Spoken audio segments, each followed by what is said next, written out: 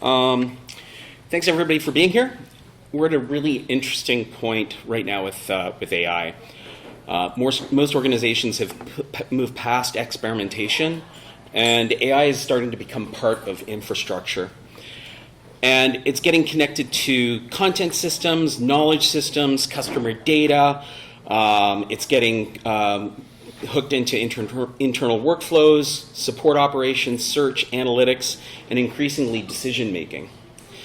And while organizations are racing to adopt AI, I think a much more important question is getting far less attention. Who controls the data? Who owns the data? Because once AI becomes infrastructure, data governance stops being theoretical and becomes operational. 2 weeks ago at the United Nations, I kept hearing the same word over and over and over again. And that was digital sovereignty. Could we? Yeah, thanks. Appreciate that. Governments weren't talking about AI as a feature. They were talking about it as infrastructure. And once AI becomes infrastructure, the question isn't simply, can we use it? The question becomes, who controls it? And that's what I'm here to talk about today. In this deck, some of the slides are decorative. Those that aren't, I'll describe as part of my narrative. For those of you that don't know me, my name's Matthew Saunders. I'm a white male. I'm wearing an Amazing AI t-shirt with a sport jacket on top. I have gray hair and a gray beard. And I currently work at Amazing IO as their AI ambassador. I've been working in open source professionally since 1999.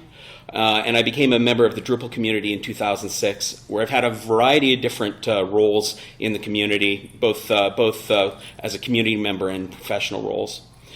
In mid-2022, at Pfizer, I began working pretty deeply in AI, and then about 18 months ago, I started playing with Drupal AI and joined Amazing IO about 6 months after that.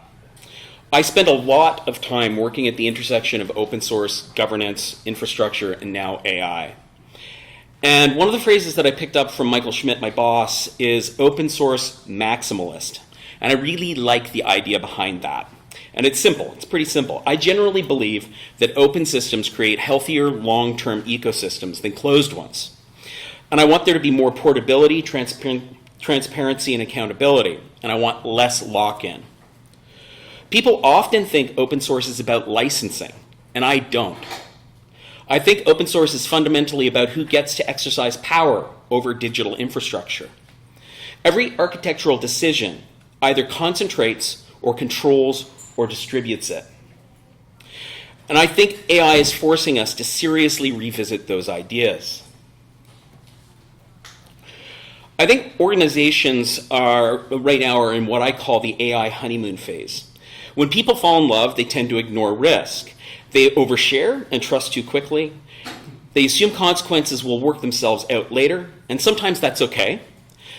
In the microcosm of your own personal life, when you're making decisions for just yourself, but organizations are behaving exactly the same way with AI right now. So what do I mean by that? Well, contracts are getting uploaded. Source code is getting pasted into public tools. Customer information, internal strategy documents, and financials are being plopped into tools like ChatGPT. This is happening sometimes intentionally and sometimes accidentally. Most often, through what security teams now call shadow AI, employees are using unsanctioned AI tools outside of official governance processes. The problem is that most organizations still think that they're experimenting with AI, but in the reality is that the employees have already started to operationalize it quietly. And once that starts happening, questions around privacy, sovereignty, compliance, and governance become very real very quickly, and the honeymoon ends. That's usually the moment when organizations start asking, where did our data actually go? Who processed it? Which jurisdiction touched it? Was it retained? Was it used for training? And did we really understand the terms we agreed to? So this talk is really about what comes next, what happens when the honeymoon is over, and how we can build a relationship with AI that you control. There are real-world examples of organizations losing control of sensitive information through AI systems, and it can be expensive. A study by IBM in 2025 showed that 20% of organizations have suffered a shadow AI breach. On average, this cost $670,000 more than traditional incidences. A whopping 77% of employees have reported pasting company data into Gen AI tools.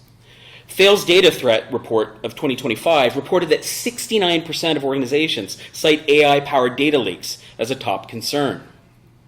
We're already having real-world examples of organizations losing control of sensitive data through AI systems. The Samsung incident became one of the better-known examples. Engineers pasted sensitive source code into an unauthorized AI tool trying to accelerate development work, which honestly isn't surprising. Developers optimize for speed, and if organizations don't provide sanctioned tooling, people will route around the restriction. And that's the definition of shadow AI. And I don't think we're talking about malicious employees, but employees who are just trying to get their jobs done faster. But once data enters systems outside of organizational control, governance becomes extremely difficult. And this is happening at scale now. We're seeing rising numbers of organizations reporting AI-related data exposure incidents, prompt injection attacks, unauthorized data movement, and compliance concerns tied directly to generative AI adoption. One of the most important shifts is happening right now is this. AI risk is no longer primarily a model risk. It's an operational risk. You've probably heard the term RTFM, right? Has everybody heard about that? Read the flipping manual. Usually it's a little bit more cursier than flipping. But so you have somebody who's messing around with the system and asks questions that should be obvious, right? And at some point, someone will say, well, did you read the flipping manual? Almost nobody does.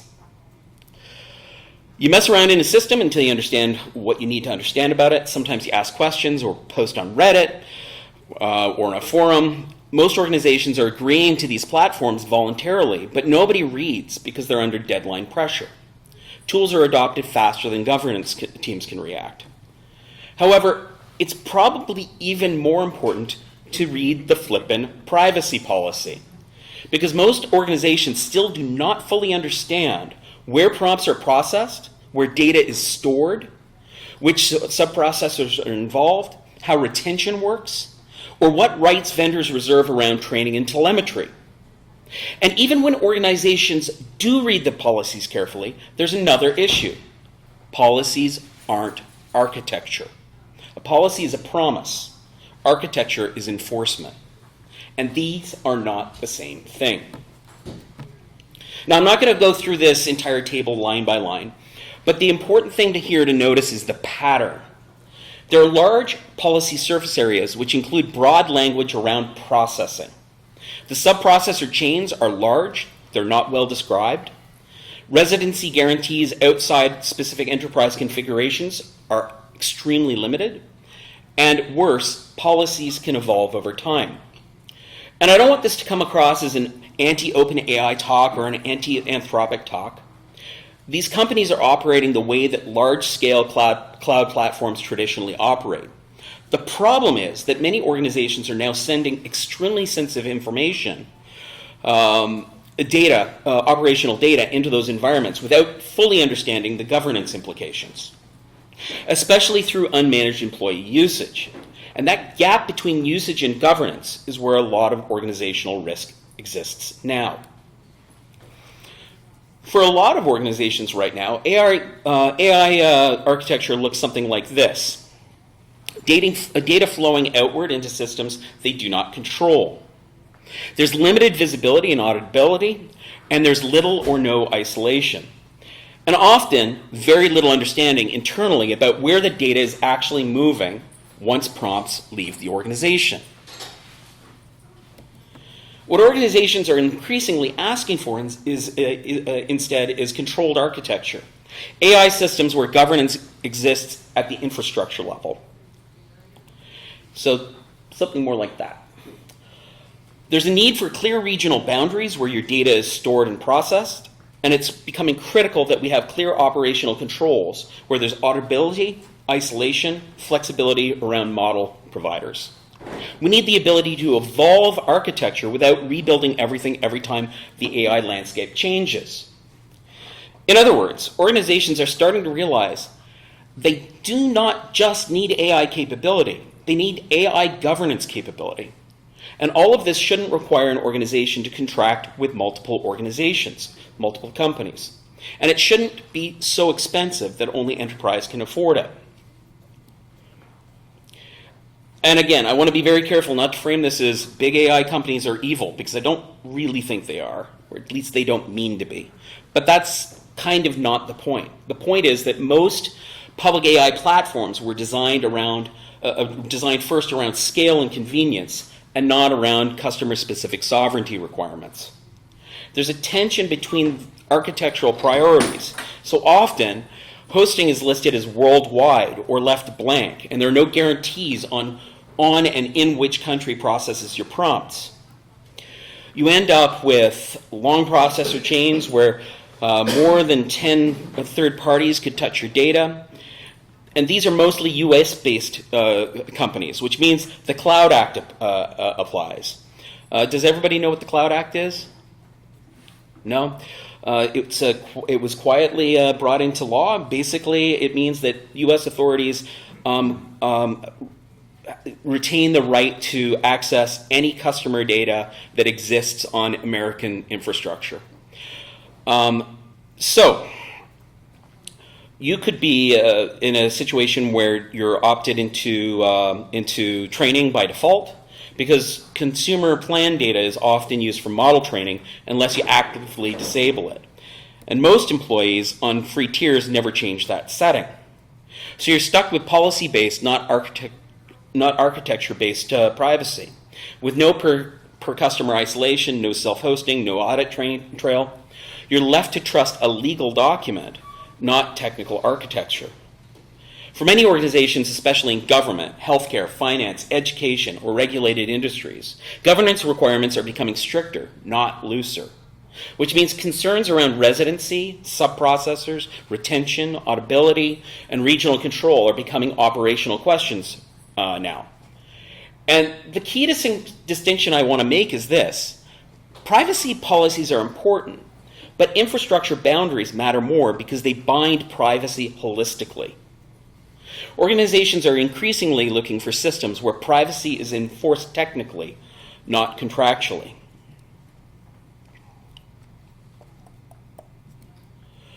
So when I talk about AI sovereignty, I usually break it into three pillars: data sovereignty, model sovereignty, and operational sovereignty. Data sovereignty is the one that I think people think about the most. Where is the data processed? Which jurisdiction controls it? Does it cross borders? Is it retained? Can you isolate it regionally? More and more organizations want clear answers to those questions. And if you can't answer them, you find that the door slams shut. But data sovereignty isn't enough. There's also model sovereignty. One of the biggest risks organizations are creating right now is hard dependencies on a single model provider. And AI is moving too quickly, too fast for that and organizations need flexibility to be able to switch models, compare providers, adapt privacy, and respond to regulatory changes. Sometimes a move between commercial and open weight models is necessary. And can you do that without rewriting your entire application? Finally, there's operational sovereignty. And it's perhaps the most pernicious pillar of all. It's the part that people tend to underestimate the most. Operational sovereignty is about control of the environment itself. Is there flexibility around where and how you deploy? Can you set up robust audit trails? Can you control access effectively? Do you have robust governance processes? Who owns and or controls the infrastructure? Can you run AI in ways that align with the organizational policy instead of vendor defaults? Is the trust layer deep enough to support ISO 2001, SOC 2, GDPR compliance, and HIPAA? Part of the reason that this conversation is accelerating is because regional regulation is accelerating. Governments are starting to recognize that AI systems are not just productivity tools. They're becoming part of critical operational infrastructure. The EU Act is probably the clearest example of this shift. We're seeing an increased emphasis around transparency, risk management, and human oversight, auditability, and accountability.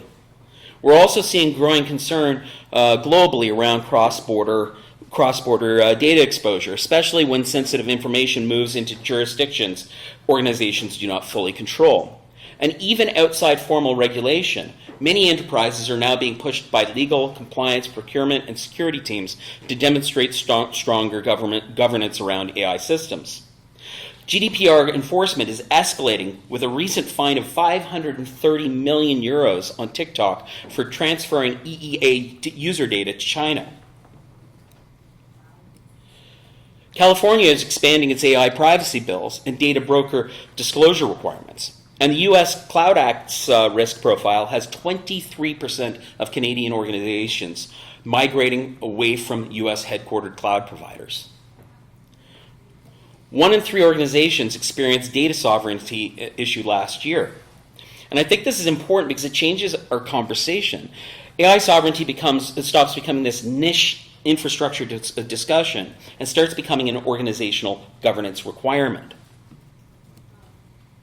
So whether we talk about transparency, portability, community, or accountability, we're using the same words for the same idea. Governments call it sovereignty. CIOs call it governance. Architects call it portability. And what they're describing is the ability to remain in control as technology evolves. So what does this look like in practice? Usually it starts with introducing control layers between users and model providers. One common pattern emerging is private LLM proxies. These are systems that normalize APIs, manage authentication, enforce policy, monitor usage, and abstract model providers away from application logic. That abstraction layer becomes extremely important operationally because it allows organizations to change providers without rewriting everything upstream. We're also seeing a growing use of region-locked deployments to ensure regional processing, regional vector databases, per customer isolation, dedicated storage boundaries, and increasingly governance controls around what content can even enter AI systems in the first place. Another major idea is guardrails, which include prompt injection filtering, input-output controls, policy enforcement, retrieval constraints. As AI becomes more integrated into operational systems, governance increasingly needs to exist at runtime, not just at procurement time. And none of this really requires us abandoning AI capability, but does require us to architect AI systems more thoughtfully. One of the reasons open source ecosystems matter in this conversation is because sovereignty is extremely difficult to achieve in closed systems. If organizations can't inspect the stack, if they can't move the stack, if they can't adapt the stack, or if they can't replace components, then governance becomes dependent on vendor policy instead of your organizational control. Open systems change that dynamic. Light LLM proxy provides API normalization across LLM providers, vector DBs for semantic search, and I'm going to do a tiny little pitch here. Amaze.io's Drupal AI provider integration is the only Drupal AI provider that bundles LLMs, vector databases into one package with Search API integration for granular content indexing control, and has single-click install with zero learning curve. It all just works. But in this architecture, Drupal becomes much more than a CMS. It becomes an orchestration and governance layer sitting around AI capabilities. Drupal is so good at structured content, structured permissions, workflows, search integration, access control, auditability, and policy enforcement. Then underneath that, organizations can introduce abstraction layers like LLM proxies, vector databases, regional infrastructure controls, and model routing. The important part of this is not a specific vendor combination. The most important part of this is that the architecture remains portable, composable, and inspectable. Organizations should retain the ability to evolve the system over time instead of becoming permanently attached to a single AI provider. This is where open source has a huge strategic advantage right now. Open ecosystems are naturally better aligned with interoperability and governance than closed systems are. So if I had to reduce all of this down to a few practical takeaways, it would probably be these. First, if you're evaluating AI architecture, governance needs to be part of the design conversation from the beginning.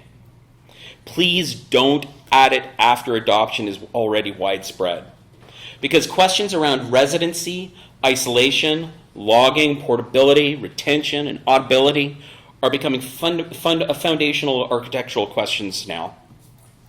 Second, shadow AI is usually a systems problem, not a people problem.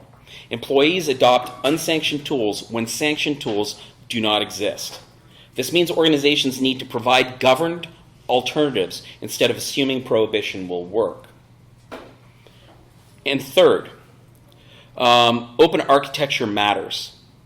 The ability to move systems, swap providers, inspect infrastructure, and retain operation control is becoming strategically important quickly.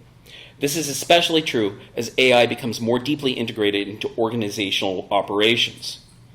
And my company has helped solve these problems by creating a gateway system and an AI provider module that builds all of this in by default. Okay. I think we're moving into a period where organizations will increasingly realize that the real competitive advantage is probably not access to models. The models are becoming commodities. The real advantage is trustworthy operational integrations, which provides isolation by default to reduce risk, governance tools by default, complete control over your data, an open stack that's portable and composable, and the ability to evolve safely over time. I don't think the future belongs really to organizations with the biggest, most complex models. I think it belongs to organizations that retain agency. That agency is over where their data lives, which models they can use, over the infrastructure that they depend on. And that's what open source has always been about. Open source isn't just a licensing model. It's a decision about who gets to control the future. And I think that's what AI sovereignty really means. Thank you, everybody. I hope that I really appreciate spending some time with me today, and hopefully this gave you a useful framework for thinking about AI governance a little bit differently. And if you're interested in connecting with me, that QR code goes to my LinkedIn profile. Questions?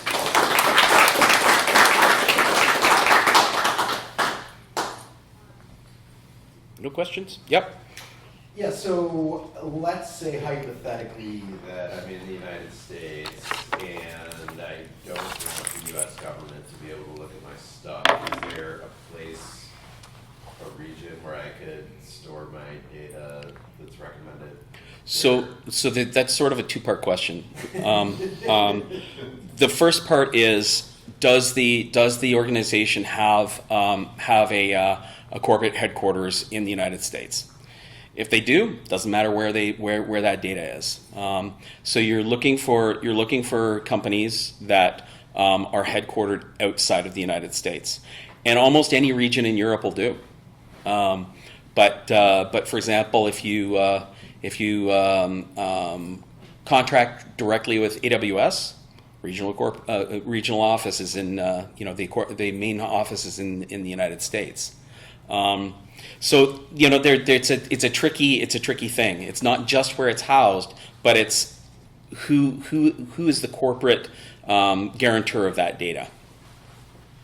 Where is your business located? So if your business is headquartered in the U.S., Kind of stuck between a rock and a hard place. Yeah. Register your business in Germany. That's not. Yeah, I mean, Amazy is a Swiss business. But then it doesn't matter if I'm sitting in the U.S., my business is here, and I'm using Amazy. Well, it does matter to the extent that the entity that's controlling your data for you or helping you control your data isn't in the U.S. Now, I'm not a lawyer, so don't take what I'm saying as legal canon, but generally, like that's the reason that like Canadian companies are saying, "Yep, we're moving our data out of the United States," and it's the reason that we're seeing so many organizations in Europe start to sever relations with American companies. And when you take a look at countries in the African continent, they're starting to actually band together and do things like build their own large language models together and open source them so other people can use those models. I think we're gonna see the U.S. Increasingly become isolated because of policies that are in place right now. And who knows what'll happen in the next few years, right? But at this point, lots of companies outside of the U.S. are just saying, yeah, don't want to do business here. Well, it looks like it creates a risk for them too. Cloud acts in contradiction to GDPR, so you're in a situation where you're darned if you do, darned if you don't. Yeah. I mean, you can't be GDPR compliant if you're working through a U.S. host. Wow. Yeah. Yeah. And the other interesting thing is you'll see that there are American companies are saying you can't contract with or use software that isn't built by U.S. persons. Well, when you're talking about open source like Drupal and WordPress and Typo3 and so on, at least half of the developers aren't U.S. persons, right? I think that there often isn't thought about what using open source really means, and I don't know whether these companies will come to the realization that we've been doing this contradictory to our policies for years now already. Yeah. I mean, U.S. government runs some open source stuff. Some of it does, yeah. Most of them, right? Yeah. We're in Drupal. Well, think about this. If you think about the overall infrastructure profile of the internet, 90% of it is open source, right? We're running Linux servers pretty much exclusively when we're talking about web stuff, Yeah. right? That's the default. So it's pretty interesting to think about how these policies are contradictory to just the way the world is. Yeah. What's in practice is completely opposite of what those policies sort of are saying right now. It's funny. I constantly see government RFPs for Drupal or WordPress websites that are only developed, but you can only use American developers on it. Yeah. Other questions? I mean, just to add to what Dan is saying here, I think then the only way one can, if they truly want to save themselves or safeguard their users, is to have multiple entities, one in the US and then one in Europe probably, and sort of say, hey, you know what, all my European customers will be there in the European region and never mix. Otherwise, you basically kind of break these GDPR rules. Like if you want your GDPR to be successful, which has to be in Europe, then you keep them in the European region. That in itself is not enough protection if you're still tied as corporate entities. So I was just reading about this. Dries had a blog post about. Did he? Yeah. Dries had a blog post about open source licenses. Yeah. What's the difference between something that's open source and something that's essentially maintained, and then used to, I don't know used last name, so I'm LinkedIn, I was reading it all earlier today. who did the FAIR project in WordPress. Where Yep. it's like, yep, we're going to push all the WordPress stuff into Europe and host it over here after the big kerfluffle went down. He made the point about essentially the governance model and the choke point, like who can turn off your access to the open source. And sometimes that's via sort of compact, like Dries promises that we can use Drupal as Drupal Camp Asheville unless or until we violate the trademark. Yeah. I don't know, you know, you're on the board, or have been, I how much governance there is to prevent him from shutting any of us down. Yeah. So that's one point that Yost was making. The second point that he made was, yes, and there are governmental agencies that can compel compliance. And one of the examples he used is that Linus Torvalds had to throw 12 Russian developers off of maintainers.txt in Linux because the U.S. forced him to, because the Linux Foundation is a U.S. nonprofit. And when he got pushed back from the community, he said, this is irrevocable and will not change. And that was the end of the discussion. Wow. So there are layers to this. Mm-hmm. And I think if you take a look at and again, it's only policy at this point. It's not built into infrastructure. But if you take a look at the policy around utilization of the Drupal trademark, it's really more around building a business, around using that trademark and profiting off that business. Than anything else. He wants to be able to control how it's interpreted, like how Drupal is interpreted in the world, and I think that's a fair thing, right? So, if you were to start a company up that is, I don't know, Europe's best Drupal company, right? That would probably be breaking the trademark, and he probably would exercise his rights. But when you're talking about a camp, it's clear in what he's written about that it's totally okay.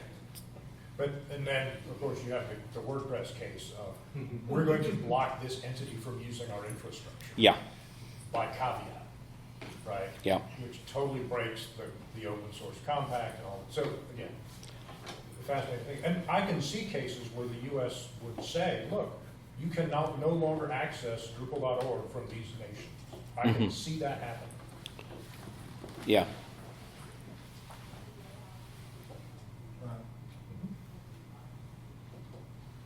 In which case, your dual ownership doesn't help either. No. Yeah. I mean, I suppose one thing that could be done is entirely forking Drupal.org and hosting it in another country, right? You could do that. You could even. You gotta learn from on the insights, one way or the other. And that's the other part of the argument that Yost was making, which was, and when you do procurement, so Europe's got this big open source first initiative. It's like, hey, when we buy software systems, we should look and see if open source solves the problem first. And he's like, yes, great. And in those procurements, you need to do set-asides for the infrastructure that you need to make those things work. Yeah. Right? You cannot separate the two. And that's a big uphill fight. Other thoughts? Yeah, Dan. I don't want to hog the proverbial mic, so if there's anyone else. What about the proverbial Dave? You're good. All right, I'm going to hog it.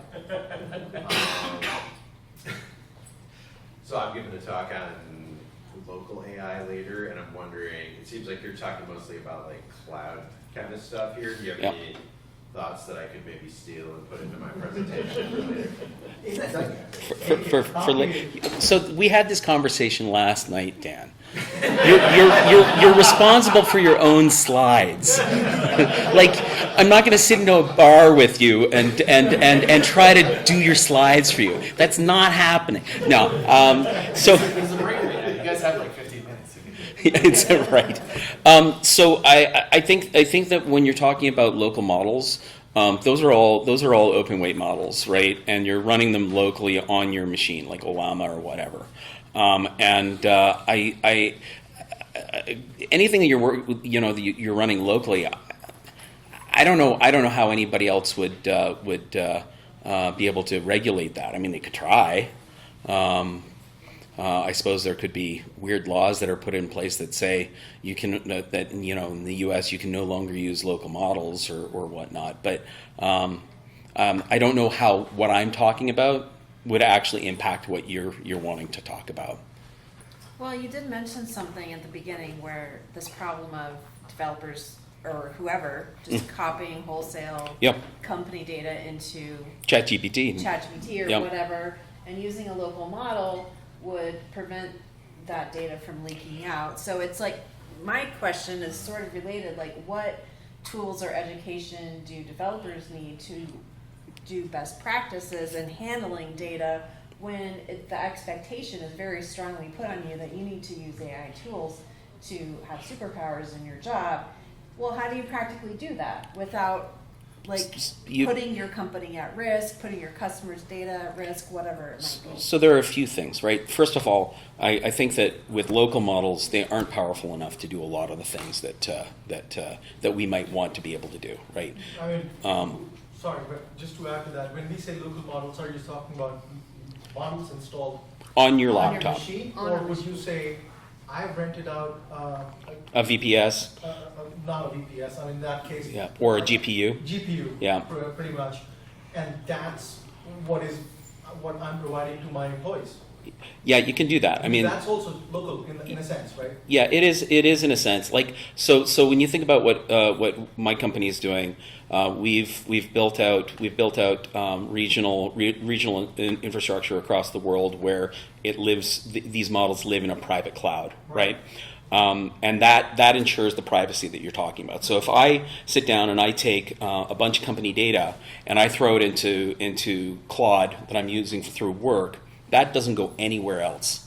And Anthropic can't use it to train. There's no chance of it leaking because we've got the guardrails in place for that.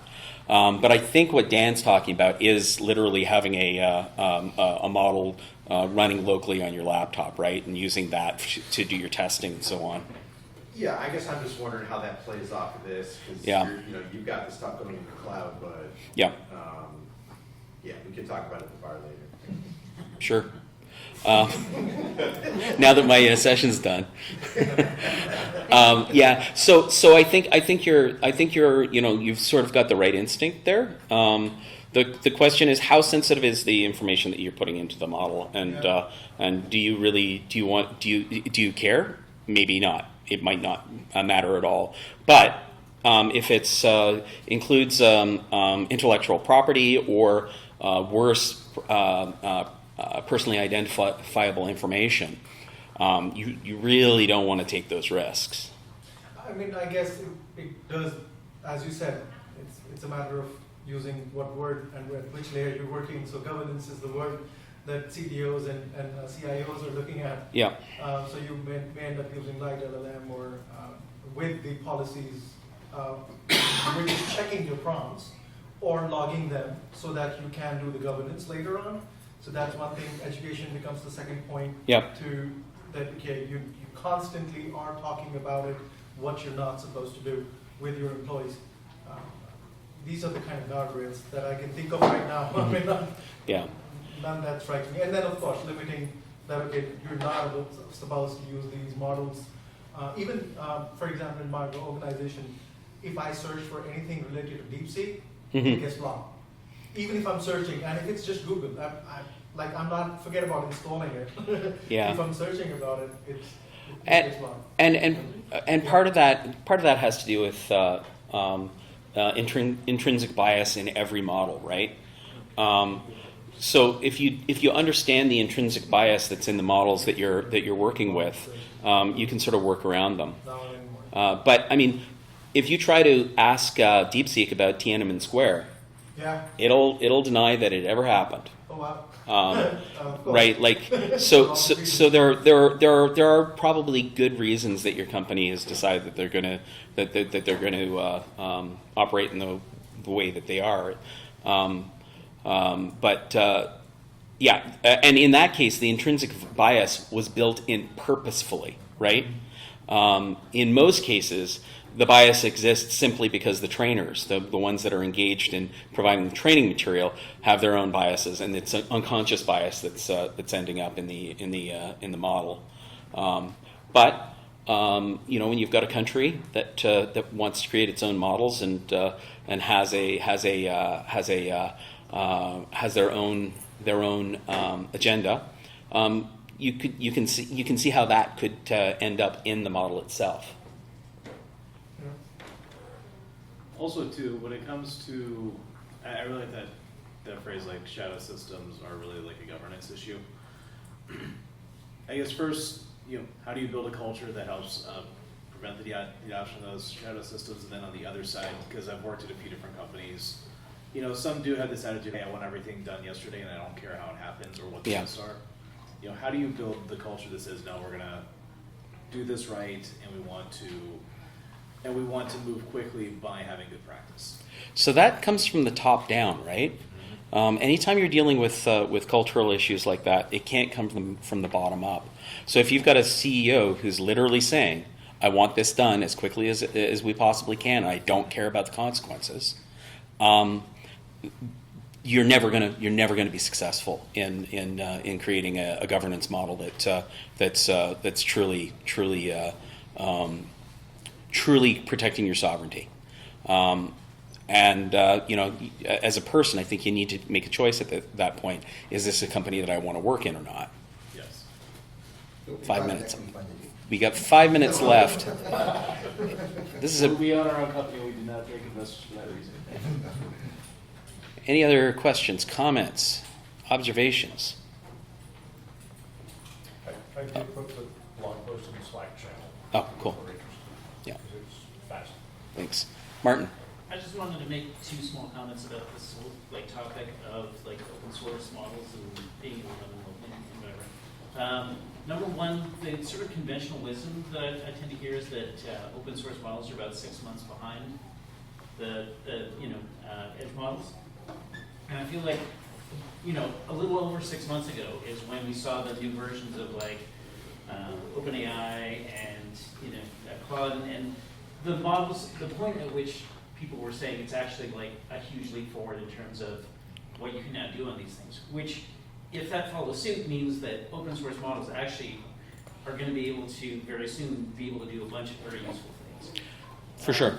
The other thing I wanted to mention is, in the same way that we went through this whole exercise with Anthropic and having restrictions of access to certain things, I've heard rumblings that China may be considering putting export controls on some of the open source models. So just to be aware that could be a thing too. So. Yeah, and I think the other thing to note is you don't necessarily need the most bleeding edge models, right? In fact, I would argue that at this point, the harness you use is more important in most cases than the model you're using. The harness is doing 80% of the work, and that's where you're figuring out how you orchestrate the use of these LLMs in different ways. And I would argue that in a lot of cases you might want to use a really lightweight model to do some things like routing of information, as opposed to using something like Opus where you're just burning tokens like crazy. The best way to sort of sort that stuff out is by experimenting and seeing what piece works the best.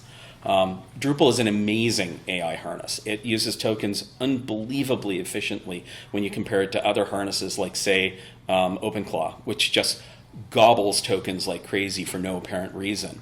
Unless you explicitly start to say to it, I want you to use Kimi for these kinds of activities. I want you to use Opus for these kinds of activities, and make sure that orchestration layer is being as efficient as possible. But and I would encourage all of you to start thinking about Drupal as being a harness, as being the most flexible open source harness there is. Yeah. All right, I think our time's up. Thank you very much.